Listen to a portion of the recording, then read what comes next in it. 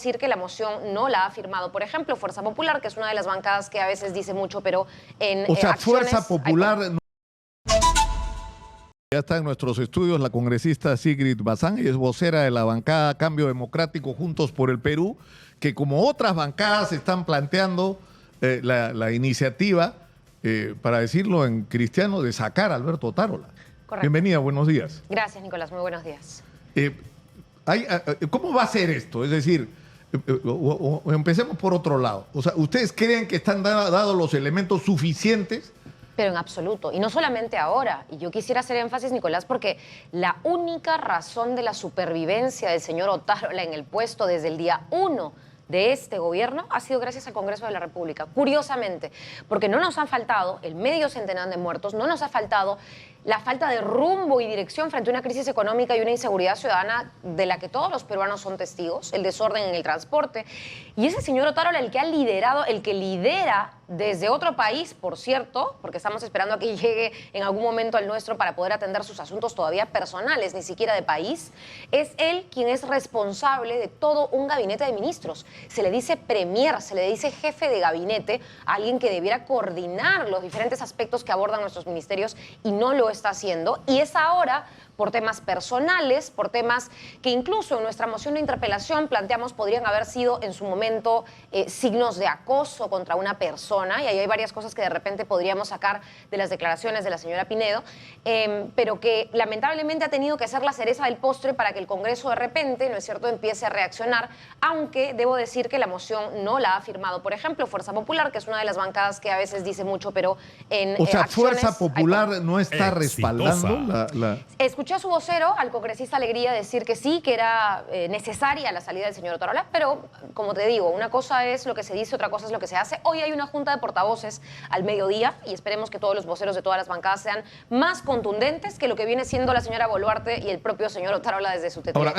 Ahora, hay acá dos niveles de discusión, ¿no es cierto? Uno es el que tiene que ver con el detalle de los hechos y los audios, como dice Yaciré, esta chica era en el 2021, o eran cuando él no era funcionario del actual gobierno, porque ni siquiera estaba instalado el gobierno de Dina Boluarte, y que han sido manipulados, ¿no es cierto? Mira, hay varias contradicciones. Yo entiendo que esa es una persona que igual como mujer merece no solamente la protección de su testimonio, sino que también merece tener unos canales institucionales, no para comentar ni poner en entredichos, pero hay dos partes del audio, porque ella muestra y dice, este audio corresponde a un video, ¿no es cierto? Y muestra en su celular en los medios de comunicación que no es un audio, sino que lo han extraído de imágenes.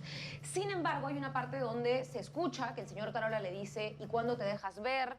Pásame tu CV. Entonces no queda claro si esas frases corresponden al mismo audio del video o es otro audio, ¿no?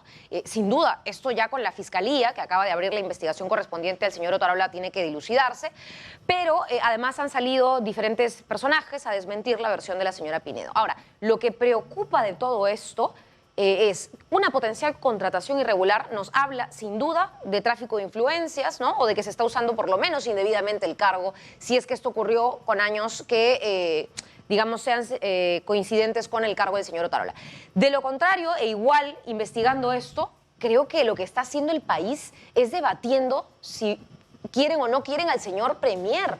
Y eso me parece vergonzoso, porque mientras que el señor premier se ancla en el Congreso, la señora Boluarte y su hermano se anclan, ¿no es cierto?, con un poder. Son dos mafias, Nicolás, disputándose, aferrándose al cargo, mientras el país está a la deriva, mientras el país está en piloto automático, mientras nadie gobierna este país. Y si hay una necesidad de sacar al señor Otárola, es ahora. Claro, pero el problema es este, ¿no? O sea, lo que estamos presenciando, porque es cierto, los hechos son reales, o sea, que Otárola no solo favoreció a esta chica Yaciré, sino por lo menos a 7 más que coincidentemente visitaban su despacho y eran favorecidas con contrataciones por parte del Estado, todas mujeres, todas jóvenes. Todas jóvenes, ¿no es cierto? correcto. Eso está claro y es una evidencia. Es un modus operandi, es un la patrón. Fiscalía está investigando. Correcto. Pero también es cierto que hay una tremenda bronca por la disputa, por el control de las decisiones en el gobierno. Y la pregunta que yo me hago es, ¿en qué va a terminar esto? Es decir, los peruanos tenemos que escoger a quién preferimos, que se quede Otárola como quieren algunos, ¿no? Y que le han hecho campaña ayer, O que se quede el hermano. O que gane Nicky. O que se quede el hermano. O que gane Nicky. Estás con Nicky. O sea, ¿y por qué tenemos que tener esas opciones? Discúlpame, Nicolás, pero tú lo has dicho, la presidenta en este país está pintada. Está pintada. Nadie habla absolutamente de la presidenta. No tiene ni agencia para cambiar a su propio premier porque ni siquiera lo tiene en el país. Nicolás, es una vergüenza que hablemos del hermano y hablemos del amante, por decirlo en una palabra que a mí la verdad no me gusta, pero no estamos hablando ni del jefe de gabinete ni de la presidenta del país. Pintados, ausentes. Y eso, la verdad, es penoso para un país que se parcha con estados de emergencia, que retrocede a una reforma del transporte fundamental que cualquier otro país, ni siquiera europeo, latinoamericano, ya empezó. O sea, estamos retrocediendo dentro de nuestro propio continente.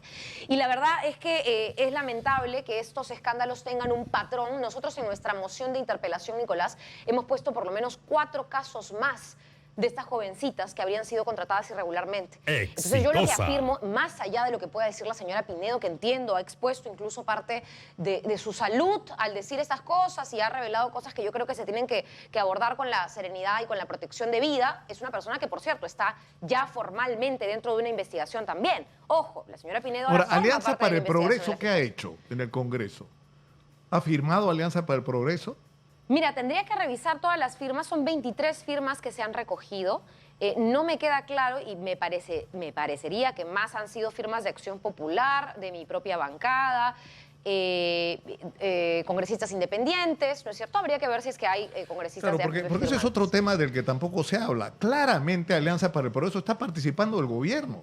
Y yo no sé cuál es el problema con eso. Es decir, ¿por qué eso tiene que ser secreto o tiene que ser algo que avergüence? O sea, es absolutamente legítimo que un partido político que tiene representación en el Congreso y presencia nacional decida hacer un acuerdo con el gobierno de la señora Dina Boluarte. Ahora, yo acabo uno puede estar de acuerdo o no, leer, pero ¿cuál es el tema de ponerlo sobre la mesa? Yo acabo de leer, Nicolás, las declaraciones del señor Valdemar Cerrón. No sé si las han visto, pero él acaba de decir en el Congreso de que él no descartaría, no renunciaría a la posibilidad de ser premier.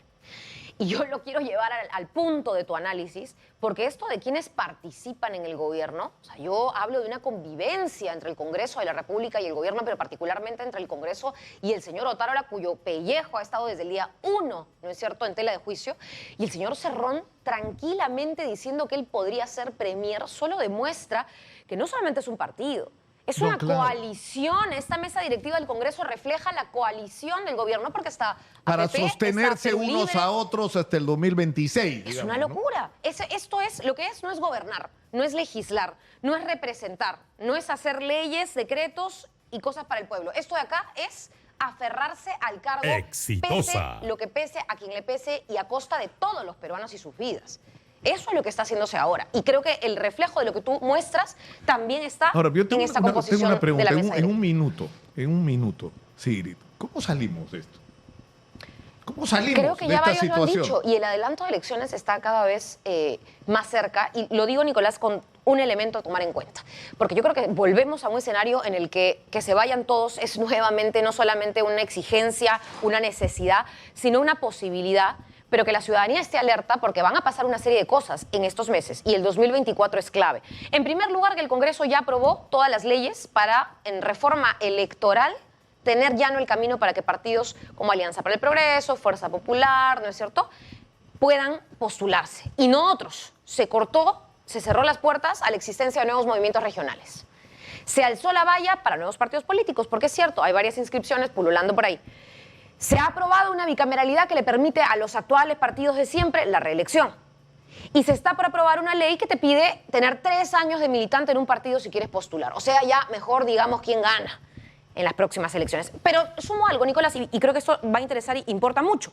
En agosto de ese año se vence el mandato de los integrantes del Jurado Nacional de Elecciones, de la OMPE y de RENIEC.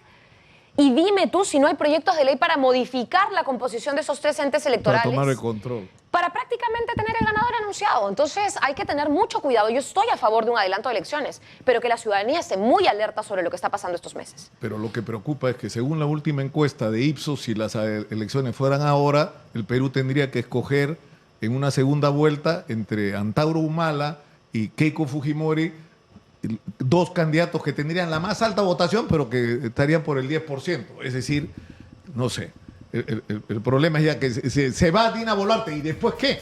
En fin, eso es tema para otro momento, Sigrid, para otra entrevista. Sin duda, porque para otra entrevista. me voy a explayar, pero yo creo que hay una responsabilidad de la derecha al dejarnos ese escenario en el futuro. Sigrid Bazán ha estado con nosotros.